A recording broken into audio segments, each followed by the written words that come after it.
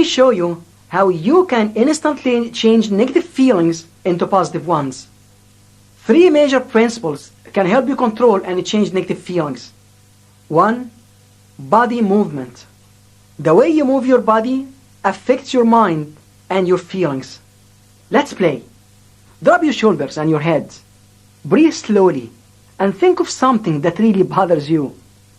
Now repeat after me. I feel great. Is it working? No. Okay, let's try the opposite. Lift your shoulders and head up high. Breathe powerfully. Make a fist, just like in the film Rocky, and repeat after me. I feel lousy. Is it working? No. In both cases, your body movements don't reflect the message to your brain. When someone comes to my clinic and says, I am totally depressed, I normally ask, how did you do that? I want her to notice that her psychological state is mirrored and amplified by her body. So I ask her to describe her body movements. Shoulder hunched, head down, scarcely breathing. Then I ask the patient to stand up, to hold her shoulders back and her head high, and to breathe deeply. Then I ask, how do you feel now? The patient answers, I feel better already. Okay, I joke, pay me. The way you use your body affects your feelings. Number 2, facial expression. Do you remember how many muscles you have in your face? 80 muscles. Each muscle is connected to an area of your brain. So if you are happy, you smile. If you are joyful, you laugh. If you are upset, you frown. By changing your facial expression, you can change your feelings. Let's try this. Put a smile on your face. So what if someone looks at you and thinks that you're crazy? At least you have got his attention. When you smile, how do you feel? Now frown. Put that angry look on your face. How do you feel? A university hospital in California conducted a research study on facial expressions. When they found that facial expressions had a very strong impact on people's feelings, they started treating the patients with smiles. They found that after only 3 days of treating depressed patients, by helping them smile and laugh, many were cured. Let's try this. Put a smile on your face. Now try to frown at the same time. You can't do it. When you try to smile and frown at the same time, your unconscious mind becomes confused. You cannot do 2 things at the same time, but you can replace one action or thought by another one. Let's try another experiment. Think of something or someone that caused you to feel bad. Now think of a time when you were laughing like crazy and notice your feelings. When you smile, your adrenaline level drops and your endorphin level goes up. The increase in endorphins causes you to feel happier and less tense. So the next time you are faced with a challenge, put a smile on your face. I know that may not be easy sometimes, but do it anyway. Fake it until you make it. Number 3, internal representations. No matter what you do, you will always do it by using your 5 senses. In neurolinguistic programming, we call them modalities. How you see, hear, taste, smell, or feel anything or any experience has its own structure. If you change that structure, you can change the experience itself. Okay, let's play with this idea. Think of someone who makes you feel bad. How do you feel? Now imagine his face with big bunny ears. How do you feel now? If you change the structure of any situation, you can change the entire experience. When you have a bad feeling, you use your 5 senses in a special way. It is the same when you are happy and feeling great. You have a special structure. Let's alter the structure of a situation. Notice how easily you can change your emotions. Number 1, think of a situation from your past that made you feel bad. Number 2, when you think of that situation, notice the first thing that comes to your mind. Is it a picture, a sound, or a feeling? If you say, I see myself doing something, then the first thing that came into your mind was a picture. Now notice the second thing that comes to mind after the picture. Is it a sound or a feeling? If you say a sound, do notice what that sound is. Is it your voice or something else? Notice what you are saying to yourself. Some people say, I feel bad, I am tired. So what is your word? Now notice your feeling. And notice where it is located in your body. Is it your stomach, your chest, your shoulders, or your head? Now we have a complete structure of how your bad feeling is represented inside of you. Of course, the structure may be different for other people. For example, it could be a sound first, followed by a feeling, then a picture. Or maybe the feeling comes first, followed by the picture, then the sound. Now, notice where that picture is located, and imagine that it is going further and further away. Notice your feelings. Now take the sound and change it to, I can do it. Finally, breathe powerfully, and when you exhale, blow the negative emotion out of your body. Now replace the picture. See yourself feeling great. Say, I can do it, and breathe powerfully. Put a smile on your face. How do you feel? By changing your body movements, your facial expressions, and your internal representation, you can almost instantly change your feelings. Let me give you a powerful recipe that can help you change any negative emotion and feel great. Number 1, write down a negative feeling that's affecting you right now. 2, write down why you have this feeling. 3, write down how you would like to feel instead. 4, see yourself with the new feeling. 5, go back to the old feeling. Close your eyes and notice the order of the structure of your feelings. What is the first thing that comes to mind when you think of that feeling? Is it something you see, hear, or feel? Notice what the second thing is, and then the third thing. 6. Now let's change the structure of your experience. Play with the image, change the sound, change your breathing. 7. Change your body movements. Hold your head high and your shoulders back and breathe powerfully. 8. Put a smile on your face. 9. Say, I can do it 5 times. Feeling better?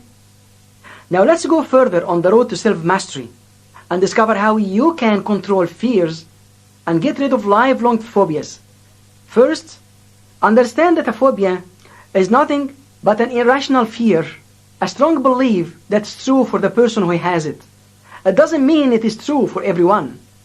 Let me ask you, do you think that every human being fears aeroplanes? Now how about heights, public speaking, animals, insects, closed places, open places, or any other phobia? Do you think that everyone has this fear? Of course not.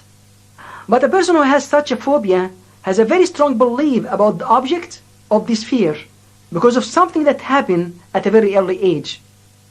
So it's not really you who has the phobia, but it is the younger you, the child that you brought with you all these years. Don't you think it's time to release that child? Don't you think it is time to be free and enjoy your life with no limitations? Let's do it. One of my teachers told me, Ibrahim, if you can change the structure of any experience, you can change the entire experience. If we can change the structure of our fear and change its meaning, we can change and eliminate the fear. Let me give you an example and ask you a few questions. Do you like to watch scary movies? If you do, would you watch a scary movie alone at 2 in the morning without looking behind you when you get up to go to the bathroom? Now, if you watch a scary movie with friends at 11 in the morning, would your feelings be the same? No. Now what is really scaring you? Is it the sound or the picture? Or both? Both, right? How about the distance? Would your feelings be the same if the screen is 20 feet away from you?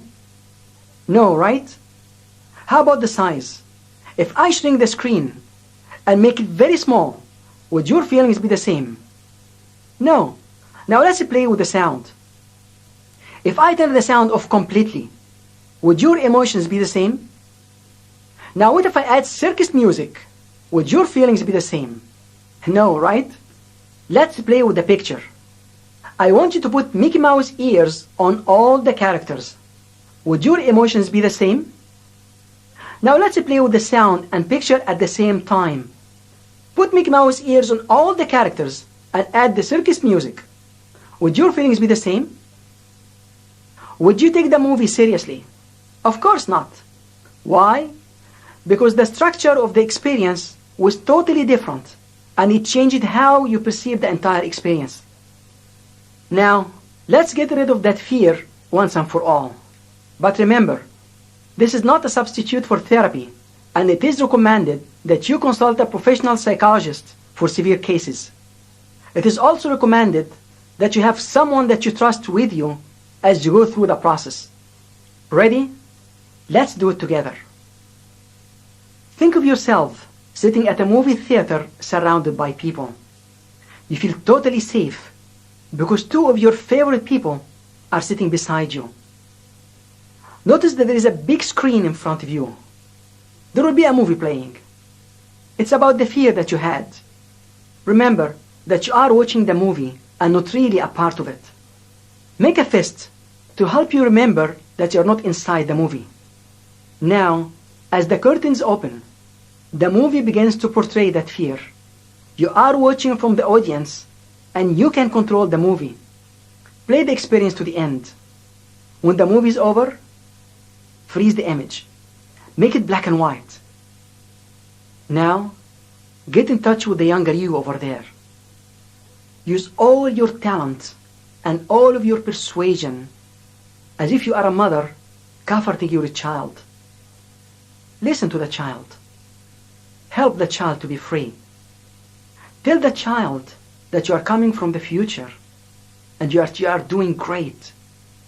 Help the child to become free. Make sure the child is free. When you know the child is safe, extend your arms toward the child and take the younger you in your arms. Feel this moment. Let go completely. Associate to the child you were. Become one. Now, go to the end of the movie and play it backward very fast, like a Charlie Chaplin movie. Do this 5 times. Now play it backward again, putting Mickey Mouse ears on each one of the characters and adding the circus music.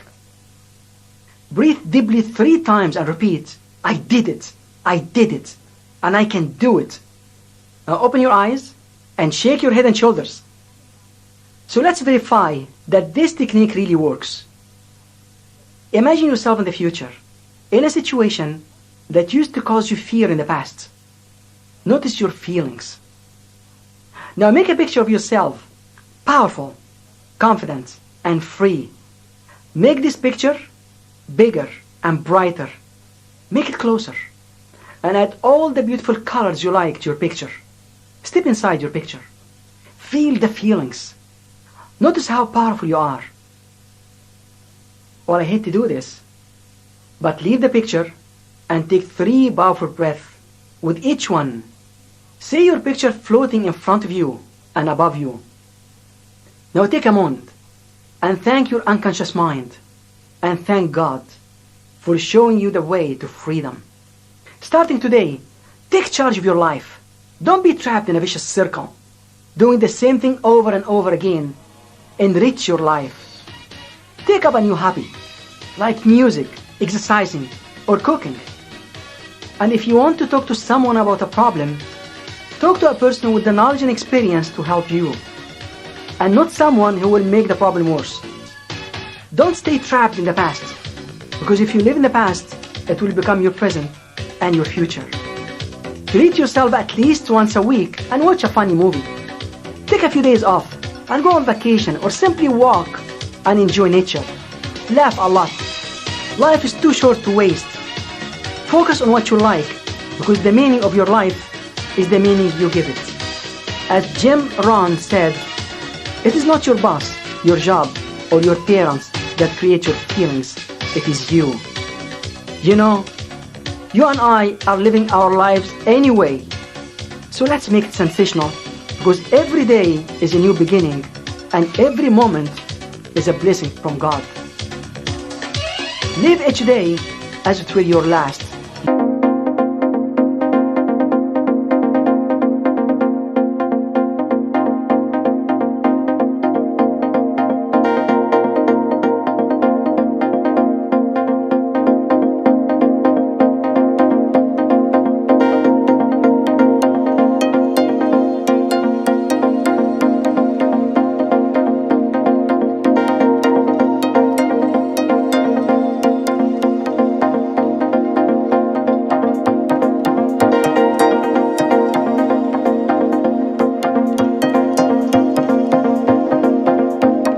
Helen's special recipe was fried fish. Her friend Susan asked if she could watch how the dish was prepared to learn his secret recipe. Helen started by cutting the fish in half. Then she dipped it in flour and began to fry it in oil. Susan asked Helen, "Why did you cut the fish in half? Is there a reason for doing that?" "I don't know," Helen answered. "I learned to cook it that way from my mother." Susan asked, "Can I call your mother to find out?" Helen agreed and gave her mother's telephone number to Susan. Susan dialed the number and waited anxiously. Finally, Helen's mother answered the phone.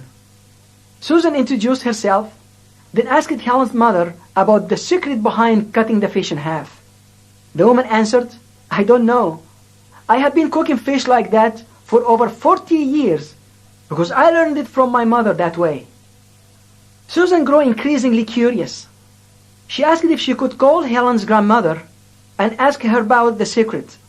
Helen's mother gave her the telephone number. Susan didn't waste a minute. She dialed the number and waited patiently. Finally, the phone was answered. Susan heard someone say, "Hello." Susan told herself, "Now I will discover the secret." She said to the older woman, "When I had dinner at your granddaughter's house, I noticed that she cut the fish in half before cooking it. When asked her why, she answered, 'I don't know. I saw my mother doing that. I called Helen's mother and she told me, I don't know. I saw my mother doing that. Now I'm calling you to know your secret. Please tell me why you cut the fish in half.' The old woman laughed and said, 'I had to cut the fish in half because I had a small pan that could not take the whole fish.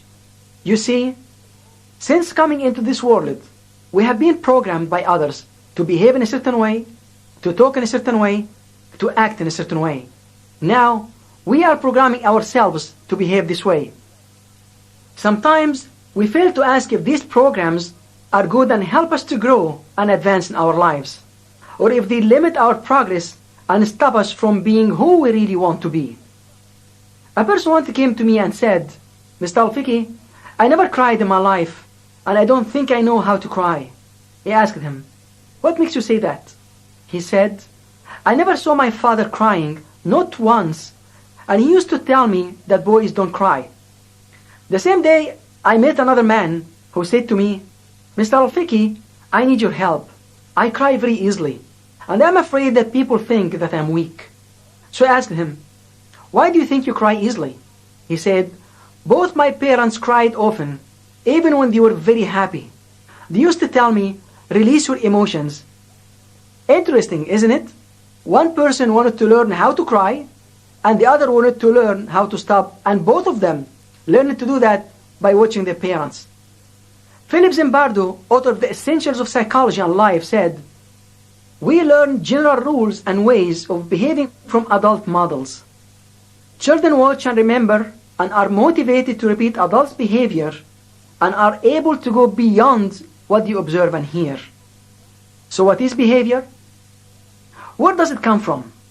And can we change our behavior? Let's begin with what is behavior. According to Dr. Shad Helmstetter, author of What to Say When You Talk to Yourself, behavior is what we do or do not do. Behavior means action, how we act or do not act. It is what most directly controls our success or failure.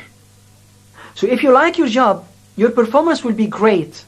And if you do not like your job, your performance will be mediocre.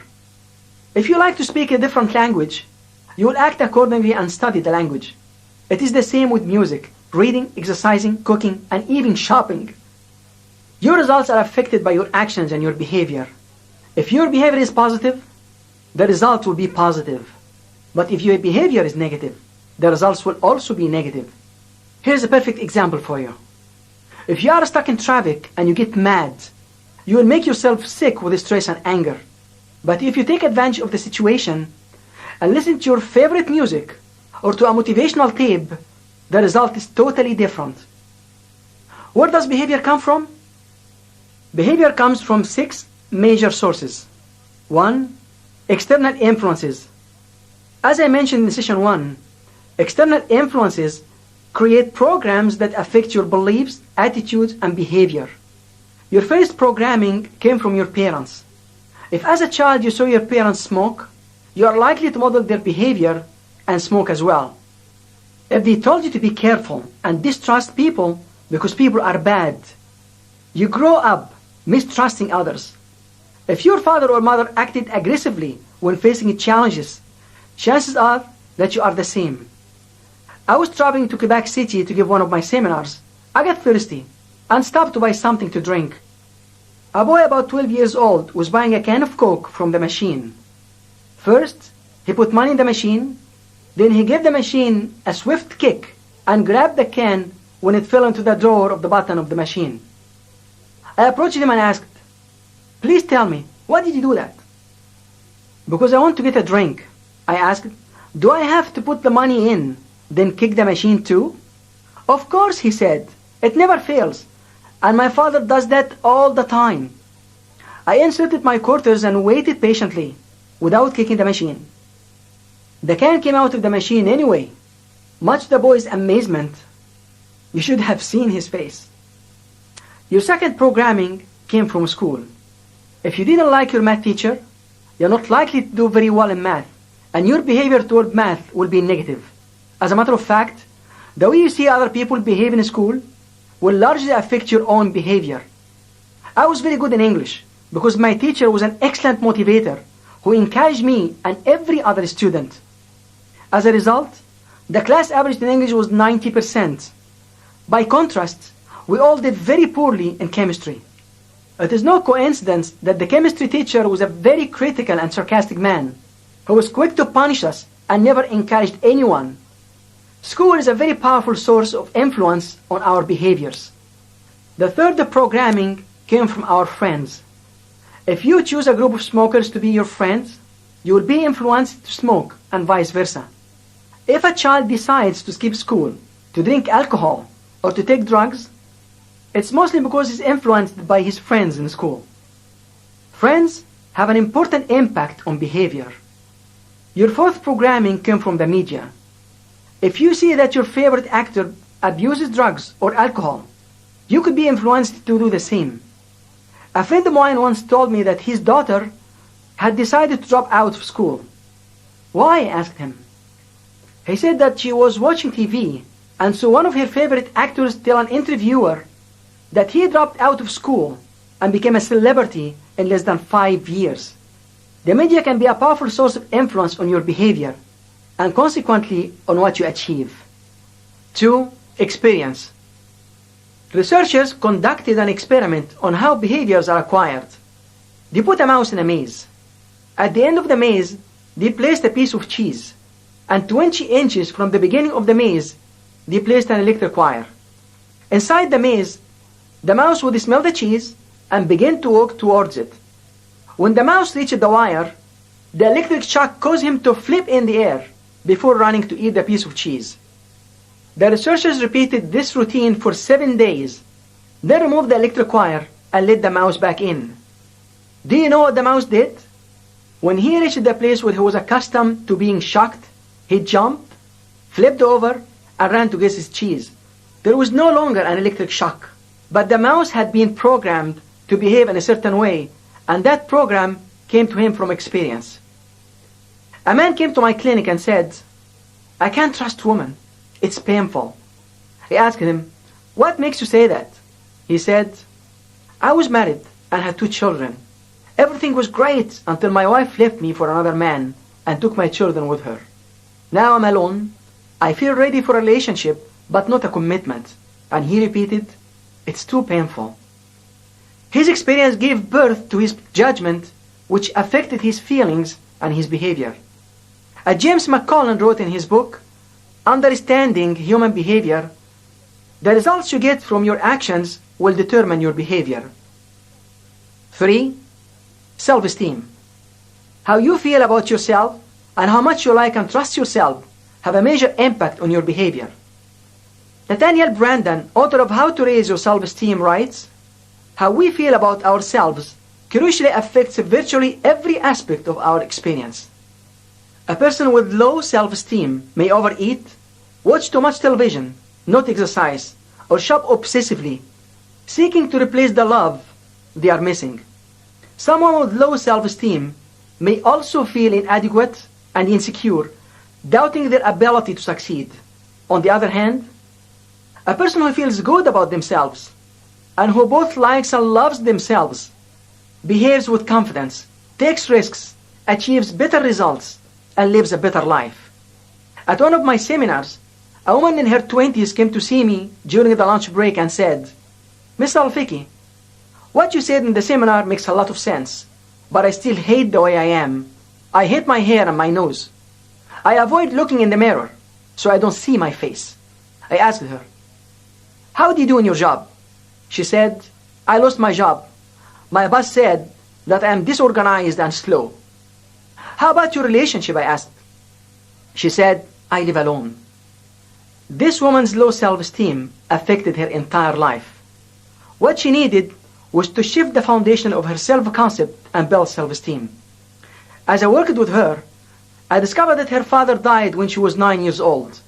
Her mother remarried, and she was abused by her stepfather. And that was the core problem of her low self-esteem. As we worked to increase her self-esteem, her behavior became more constructive and positive. 4. Self-image. The way you see yourself, that is the picture you have in your mind about yourself, has a strong impact on your behavior. Dr. Maxwell Maltz, author of Psycho-Cybernetics, said, self-image is the key to human personality and human behavior. Change the self-image and you change the personality and the behavior. He also said, all your actions, feelings, behaviors, even your abilities are always consistent with this self-image. Let me give you an example. A salesman who works on commission and earns an average of $2,000 each month will work hard to get that amount. Let's say he was able to generate an income of $1,500 in the first 10 days of the month. Do you know what he is likely to do? He will probably slow down and work less. In the next 20 days, he will earn only another $500 because he doesn't see himself earning more than $2,000 per month. In fact, if he earns more, he will probably feel uncomfortable and start to spend more and sabotage his success. The same thing may happen when someone wants to lose weight. He puts himself on a diet, loses the weight, then gains it back because his picture of himself is fat. Each time he loses the weight, he goes back to his old habits, eating junk food and not exercising.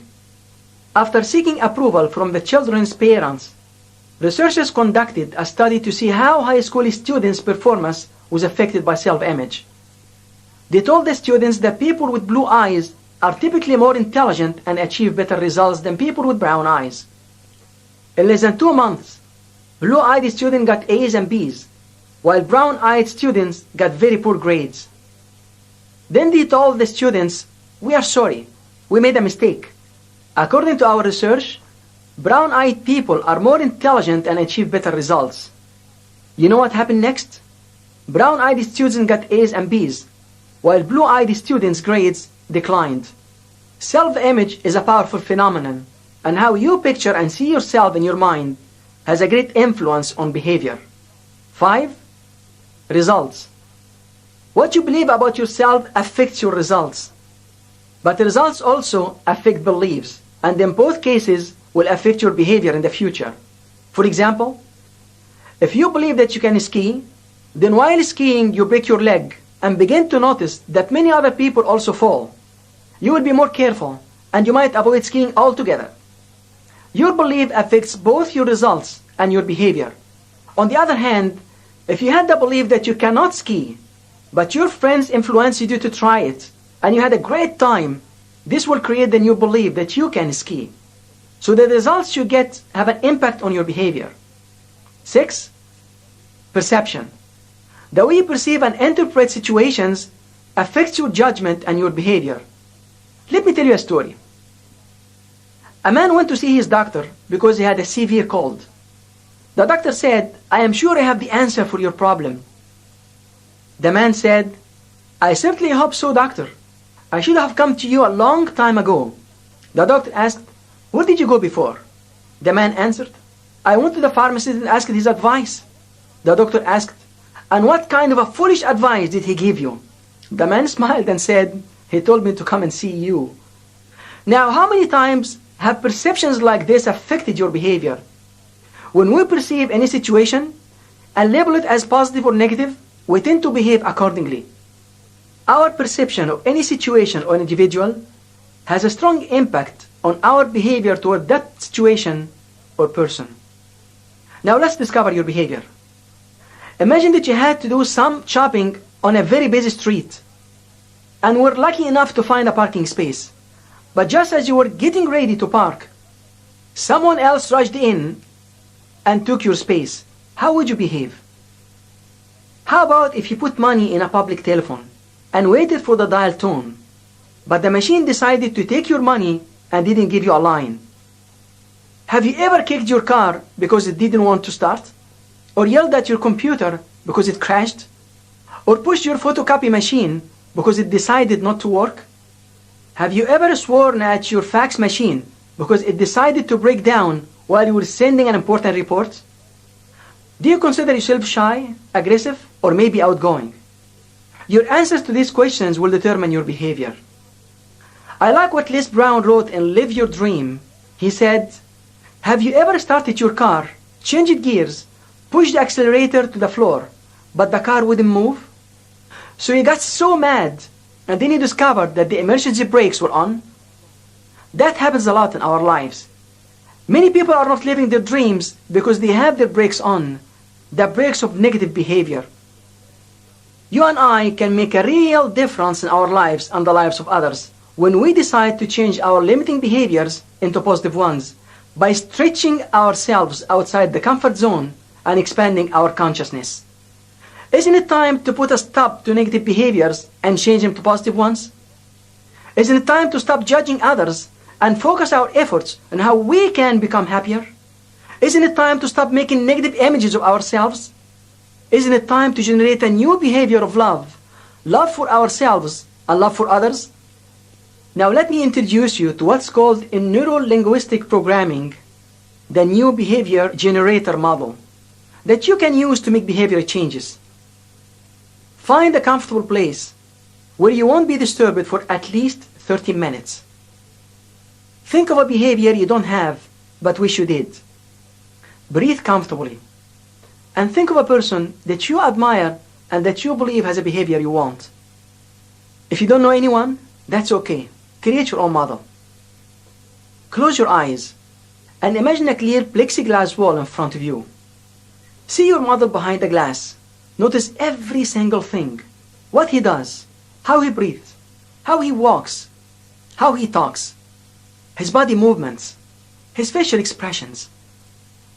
Now imagine a part of you is floating outside your body and going behind the glass, beside your model, learning your model's strategy and how he behaves with such power. Imagine that that part of yourself is now replacing your original model and has everything you need for your new behavior. Imagine that this part is floating back and integrating into your body. Feel the integration. You now have the behavior you want. Now let's test this model. Imagine yourself in the future and place yourself in a situation that would have limited you in the past. Notice how you behave with the knowledge and behavior that you now have. When you are totally satisfied, come back to the present and slowly open your eyes. Congratulations! You just experienced that new behavior generator model. Now here is your recipe for a new behavior and a new you. 1. Write down 3 behaviors that you want to change. 2. Write down why you want to change them. 3. Write down 3 positive behaviors that you will replace the negative behaviors with. 4. Use the new behavior generator model with each new behavior until you are totally satisfied. See yourself in tough situations and use the knowledge you now have. 5. To improve your self-esteem, write down 5 good things about yourself. Keep them with you and read them often. Repeat daily. I like and love myself unconditionally. I accept myself the way I am. Every day in every way, I'm getting better and better. 6. To improve your self-image, set aside 20 minutes daily and see yourself as confident, strong, and balanced. Remember, your unconscious mind doesn't know the difference between a real image and an imagined one. The more you see yourself the way you want to be and associate your feelings to it, the more this is programmed in your unconscious mind. 7. Read biographies and autobiographies of people you admire who have the behaviors you want to have. See yourself with these behaviors. 8. Develop your communication skills and avoid these barriers. Don't judge others. Don't say negative things about people. What goes around comes around. Don't let your ego stand in your way. Don't be ashamed to say, I'm sorry. Don't assume that people know what you want and how you feel. Tell them.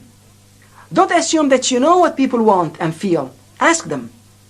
Don't program your spouse negatively by retelling every single problem that you had during the day, because things will change, but your partner's feelings might not. When you call a friend that you hadn't contacted for a long time, don't just call him to ask for something you want. Invite him for lunch and ask how he is. Then you can approach him with your requests. Don't associate with negative people.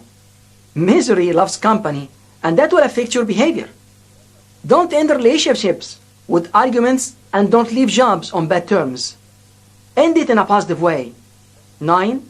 Ask yourself, is this behavior helping me to advance in my life? Then act accordingly. 10. When communicating with others, focus on their intentions. In NLP, there is an assumption that says, behind every behavior is a positive intention. 11.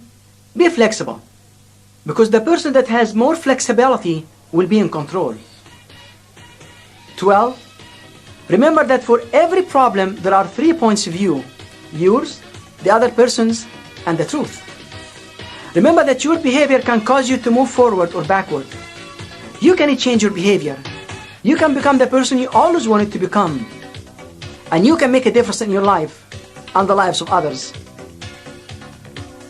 Now you have all you need at hand to control your negative programming, to change negative beliefs into empowering ones, to have a healthy attitude, and to overcome negative emotions. I would like to end this session with a poem that reminds us that we can actively choose to experience life in a positive way. Count your garden by the flowers, never by the leaves that fall. Count your days by golden hours, don't remember clouds at all. Count your nights by stars, not shadows. Count your life with smiles, not tears. And with joy on every birthday, count your age by friends, not cheers. Remember that this life is not a rehearsal, it is the real thing. Live each day as if it were your last. Live with love and appreciate life.